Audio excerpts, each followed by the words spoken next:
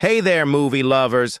Welcome back to Fade to Fact, the place where we pull back the curtain on some of Hollywood's biggest classics. Today, we're crossing the streams with a film that mixed comedy, horror, and special effects into one of the most unforgettable blockbusters of the 1980s, Ghostbusters, 1984. When it first hit theaters, Ghostbusters wasn't just another summer movie. It became a cultural earthquake. The catchy theme song blasted on every radio, kids carried proton packs on Halloween, and the Stay Puft Marshmallow Man stomped his way straight into pop culture history. But what made this quirky supernatural comedy so special? Well, it wasn't just the ghosts or the slime. It was the way director Ivan Reitman brought together the sharp wit of Dan Aykroyd and Harold Ramis with Bill Murray's laid-back genius, giving us a team of misfit scientists who made ghost hunting look both hilarious and cool. Behind the laughs, though, there's a ton of fascinating history. Alternate casting choices that could have changed the movie completely, wild production challenges, groundbreaking effects that pushed the limits of what was possible in 1984, and even lawsuits that nearly derailed the project before it ever hit the screen. In short, Ghostbusters wasn't just lightning in a bottle, it was lightning in a proton pack. So grab your jumpsuit, strap on your ghost trap, and don't be afraid of no ghosts, because we're about to uncover 20 things you never knew about Ghostbusters. 1. The movie was almost a very different story. Dan Aykroyd's original concept for Ghostbusters was much darker and far more ambitious. In his draft, the Ghostbusters were more like interdimensional exterminators, traveling through time and space to battle supernatural threats on different planes of existence. The budget for this wild vision would have been astronomical, and the script was considered impossible to shoot in the early 1980s. When director Ivan Reitman joined, he suggested grounding the story in New York City and focusing on a team of quirky scientists instead. This pivot not only saved the production, but also gave the film its unique blend of absurdity and realism that audiences instantly connected with. 2. Eddie Murphy was supposed to be in the cast. Before Ernie Hudson was cast as Winston Zeddemore, the role was originally written with Eddie Murphy in mind. At the time, Murphy was one of the hottest comedy stars in the world, thanks to Saturday Night Live and 48 Hours. If he had joined the project, the character of Winston would have had a much larger role, with more comedic lines tailored specifically to Murphy's style. But Murphy turned it down to star in Beverly Hills Cop instead, which ironically released in the same year and also became a massive hit. In the end, Hudson brought a grounded energy to the character that balanced out the eccentricities of the rest of the team. 3. Bill Murray's lines were mostly improvised. One of the reasons Dr. Peter Venkman became such an iconic character is because Bill Murray wasn't really sticking to the script. Known for his dry wit and off-the-cuff humor, Murray improvised many of his lines on set, giving the film a spontaneous and unpredictable energy. This often drove his co-stars and the crew to break character from laughing, which Reitman sometimes kept in the final cut. The improvisation also made Venkman feel like the sarcastic, reluctant hero who never seemed to take the ghost business seriously. It's fair to say that without Murray's unique comedic spin, Ghostbusters would have been a very different movie. 4. The Ghostbusters firehouse is real and famous. The headquarters of the Ghostbusters, with its distinctive red doors, isn't just a set, it's a real New York City firehouse. Located in Tribeca, Hook and Ladder Company 8 has become a landmark for fans around the world. The filmmakers shot the exterior there, while interior shots were created on a soundstage. To this day, the firehouse proudly embraces its cinematic history, even painting the Ghostbusters logo on the sidewalk out front. Fans from across the globe still visit, making it one of the most photographed firehouses in the world. 5. The Slimer Ghost was inspired by John Belushi. One of the most memorable creatures in the movie is Slimer, the gluttonous green ghost with an insatiable appetite.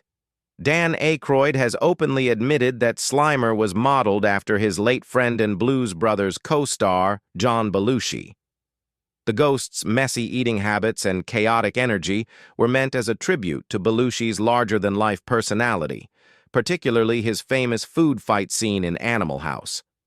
While the design team struggled to finalize Slimer's look, Aykroyd kept reminding them, "Make him like Belushi."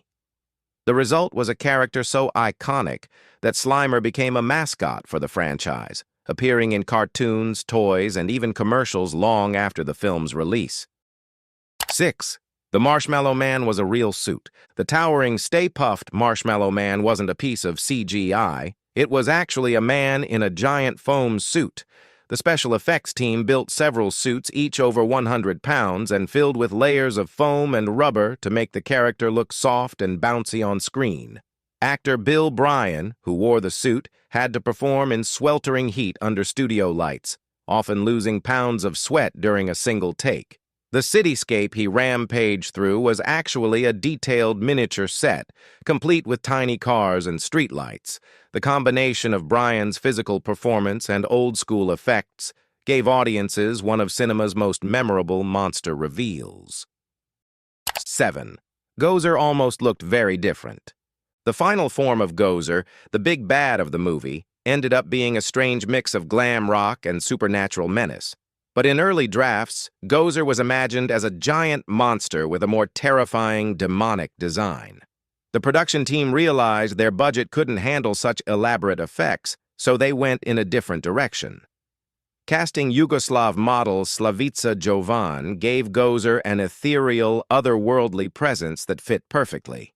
Her androgynous look combined with the eerie special effects turned Gozer into one of the most unique villains of the decade. 8. The iconic logo was nearly scrapped. The Ghostbusters logo, the red no symbol over a cartoon ghost, is one of the most recognizable images in movie history. Yet Columbia Pictures executives were initially skeptical about using it, fearing it might look too childish for a major blockbuster.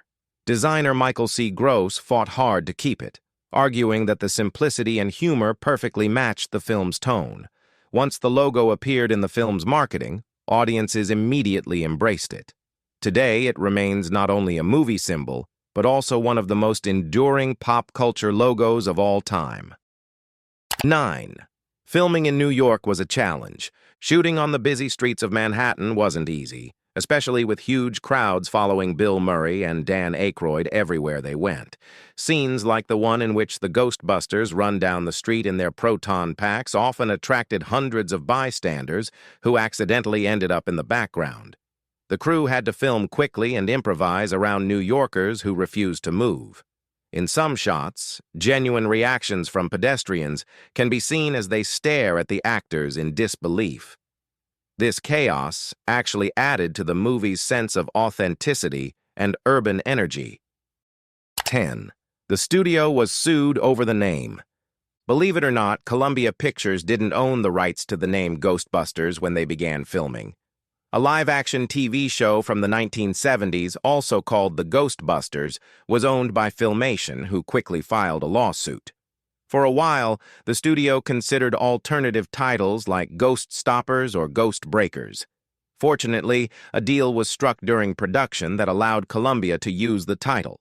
The lawsuit could have forced a complete rebrand, but instead the name Ghostbusters became a household word. 11. Sigourney Weaver's audition included barking.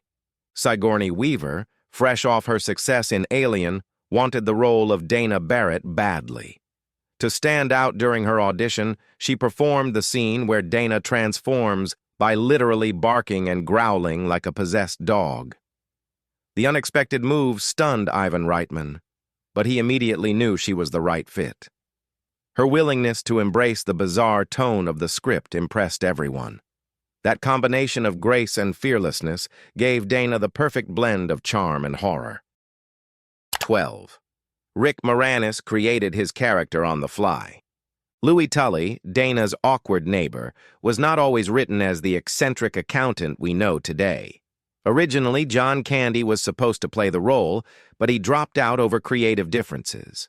When Rick Moranis stepped in, he reimagined Louis as a fast-talking, nervous guy with a knack for rambling monologues. Much of his dialogue was improvised, including the hilarious party scene where he rattles off financial details of his guests. Moranis's version of Louis turned a minor side character into one of the film's most beloved oddballs. 13. The Ecto-1 barely worked. The Ghostbusters' famous ride, the Ecto-1, was a 1959 Cadillac Miller Meteor ambulance that barely ran during filming. The car was purchased cheaply and then modified with lights, sirens, and gadgets to give it its iconic look. Unfortunately, it broke down constantly, forcing the crew to push it into place for several shots. At one point, the engine even caught fire. Despite these problems, the Ecto-1 became one of the most recognizable movie cars of all time, sitting proudly alongside the Batmobile and DeLorean in pop culture history. 14. The film nearly got an R rating. Although Ghostbusters is considered a family-friendly comedy, some early cuts of the film pushed the boundaries of the PG rating. A few jokes and scenes, like the infamous ghostly encounter with Ray, were considered too risque for younger audiences. Columbia Pictures trimmed and re-edited certain moments to avoid a stricter rating. Had the film been released as an R-rated comedy, it likely would have lost its massive kid audience. The decision to tone things down helped cement Ghostbusters as a blockbuster for all ages. 15. The proton packs were incredibly heavy.